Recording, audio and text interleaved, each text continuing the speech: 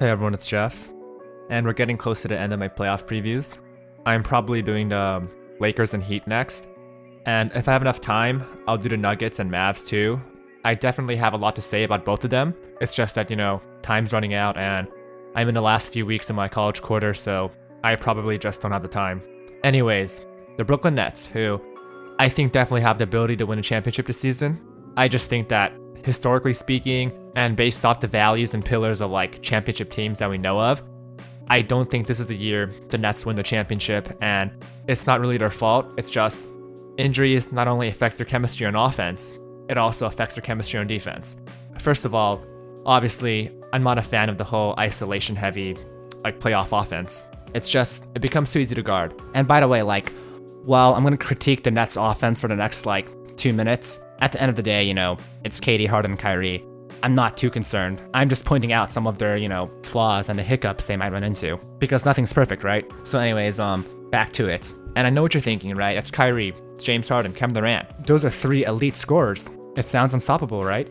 Well, for starters, no matter how good those guys are, if you give someone enough time to just really study and memorize the offensive tendencies of KD, James Harden, and Kyrie, as a team, you can get really good at forcing those guys to basically only take contested shots the entire game and not give up any open looks because you're so good at reading their tendencies and what they like to do. And I want to point out that that type of offense has never worked to win a championship. We saw it back in the mid-2010s where the OKC Thunder, especially in 2016, where that offense just collapsed and Kevin Durant, of all people, was struggling to score. So my point is, no matter how good you are, your offense just can't be one-on-ones the entire game. And the Nets offense isn't that entire game, right? Obviously they have set plays and stuff like that. But because their core 3 players have spent so little time playing together, it's difficult for them to pull off more complex and advanced sets, right? Although those 3 guys are both so skilled and so smart at basketball, maybe they're just naturally gifted enough to where they can pull it off. But I kind of doubt it just because when they have played so far, the Nets offense has just been simplified down to those 3 guys doing their thing. Like a pick and roll or just an isolation, stuff like that. And for some reason, people love to bring up Kobe back in 2009, 2010 and point to him being an isolation scorer that somehow justifies this. And I feel like those people have just never, maybe they just didn't watch any Kobe's games from back then, because the whole point of the triangle offense, right, which Kobe ran for all 5 of his championships, was for Kobe to be an off-the-catch scorer. The whole point of the triangle offense is to have a lot of motion going on, right?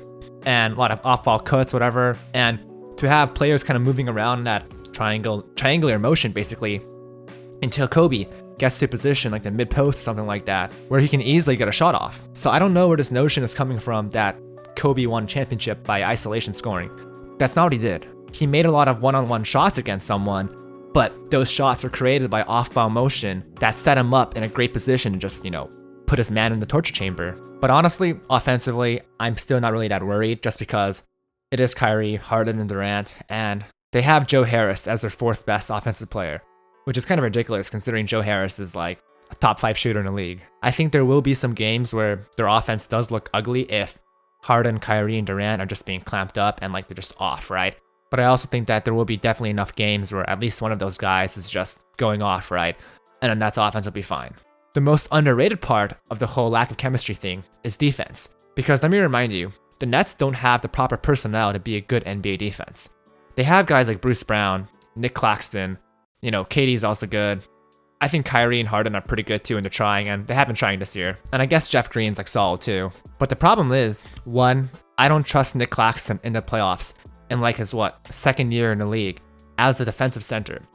I don't trust him to anchor your entire team's defense as a 2nd-year player who's only played in 28 games. He has the tools and athleticism to be a great NBA defender, but I just don't think he's ready yet. Secondly, I don't think the Nets coaching staff has a good track record of implementing great defenses, right? It's Steve Nash and Mike D'Antoni pretty much calling the shots. The Nets are ranked 24th in defense right now. And, I don't know any teams that won a championship with a 24th ranked defense. The last team that was outside of the top 10 in defense to win a championship was, I think, the Lakers back in 2001. But that was when I think Shaq was injured during the regular season. And you knew they can play great defense since they've been a great defense before, and they turned it on in the playoffs. Even the Cavs in 2016 were 10th, I think. So my point is, the the Nets defense, the Nets roster, doesn't have enough just pure defensive talent to make up for a lack of defensive chemistry. Because when we think about the great defenses of last year even, right?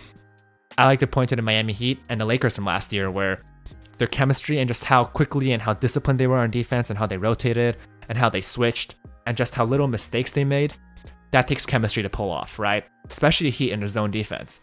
It's a high school defense, as some people like to call it. But that doesn't work in the NBA unless your team is just spot on with their rotations, right? And they just don't miss a beat on switches. They don't miss a beat when it comes to just communicating and getting over screens. The Lakers, we saw them just pulverize the Rockets last year in the playoffs, where their defense they gave Westbrook so much problems because they were able to bait him into the paint and force him to make bad passes and just turn the ball over just because their timing was just collapsing into the paint and how they played the passing lanes. That takes communication and it takes defensive chemistry. I don't think the Nets can do that just because they haven't been able to play their guys together for long enough periods of time, right? Like I mentioned, Nick Claxton, he's only played in 28 games. We all know how much KD and Harden have just been injured with like hamstring strains and other stuff this year. I think they have the personnel to be a good defense actually, but they don't have the personnel to just be a great defense off the bat with no time to just, practice and gel and build their defensive chemistry and actually work on their defensive schemes against other real NBA teams. And as great as their offense is, it's not an additive thing where you just add the three of them together and that's their combined offensive output, right? Obviously, there's diminishing returns on adding together superstar players because that's just the way how basketball works, right? There's only one ball. And I don't think you can win a championship with a great offense but a bad defense. It's just not possible. It hasn't happened before, and I don't think it's going to happen now. And offensively, despite me talking about how I kind of doubt their offense for 2 to 3 minutes earlier, it's going to work, right? I think, even Bruce Brown is interesting on offense because he's like a 6'4" guy that can roll to the basket and basically be a center on offense. And of course, there's Blake Griffin, who is always just a random swing factor. And Blake's shooting can really make the Nets offense just super potent. But I just keep coming back to their whole defense thing because I just doubt they can magically flip the switch and just be good on defense. And if the Nets do win the championship and prove me wrong, it's going to be because I was wrong about their defense and they just pull together on defense and, just look great on that end. Right now, they're projected to play the Bucks in the second round, which that's going to be a great series. We had 2 great games just last week. And before that, I recall another close game between the Bucks and the Nets where I'm pretty sure the Nets won that one. And to be honest, I just feel like the Bucks are better prepared. And while Brooklyn can definitely beat them, I don't know if they will just because the odds are stacked against them when it comes to just the situation they're in with all the injuries and Harden and KD missing so much time.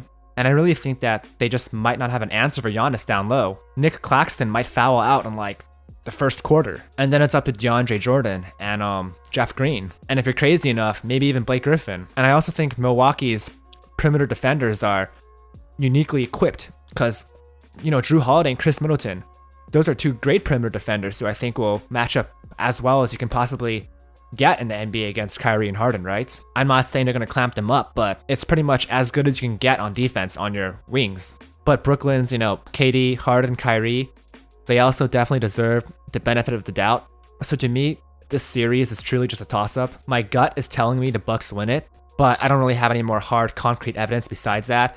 And my head is logically telling me that it's really even. Philadelphia will also be tough, and I have to admit, I don't think I've watched any Sixers Nets game this year, so I don't think I feel very qualified to give super in-depth opinions on this.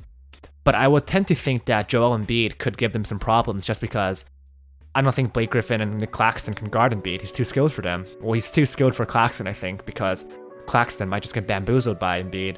And Blake Griffin, I just don't think he's good enough on defense. And Jeff Green is probably just way too small to put on Embiid. Once again, though, I feel if these 2 teams meet, it's going to be in the conference finals, right? And I feel like if the Nets had made it there, that means they beat the Bucks, right? And if they beat the Bucks, that means they probably figured something out. And if the Nets figure it out, then they're the best team in the league, right? So I would tend to think that if the Nets were able to, beat the Bucks and make it to the conference finals, I would tend to think that they would also be able to beat the Sixers then. But based off my current evaluations of them, I also truly think this is a toss-up. It's really going to come down to just shot making, right? Can Joel Embiid make those tough little 10-footers he likes to take? Can Steph Curry and Danny Green consistently hit the three-pointers, which obviously they can, but I'm just saying the series hangs on that, right? Can the Nets sufficiently slow down the Sixers enough on offense where maybe Bruce Brown just does a really good job of just digging in underneath Embiid in the post and forces Embiid away from the basket? Or maybe Kyrie, and we've seen Kyrie play some really good defense. Back in 2015, Game 1 against the Warriors, he was doing some really nice work against Steph Curry. Maybe Kyrie just hangs on to Steph Curry like, Steph Curry back in 2015, right? And Steph just can't get a shot off. I don't know what's going to happen, but all I can do is kind of just give you the blueprint for what would happen if either team wins. And then you decide which one's going to be more likely. As for, the Nets versus whoever comes out in the West, that's just too hard to say because there's like 4 teams in the West that I think can win it legitimately. So we'll save that for another day. But yeah, in conclusion, my gut's telling me the Bucks make it out, but at the same time, I recognize that Brooklyn's upside is higher than Milwaukee's. I'm just having difficulties believing that they're going to reach that upside just because, it's an uphill battle with how many injuries they've had. Anyways, that's it. Like and subscribe, and I'll see you for the next one.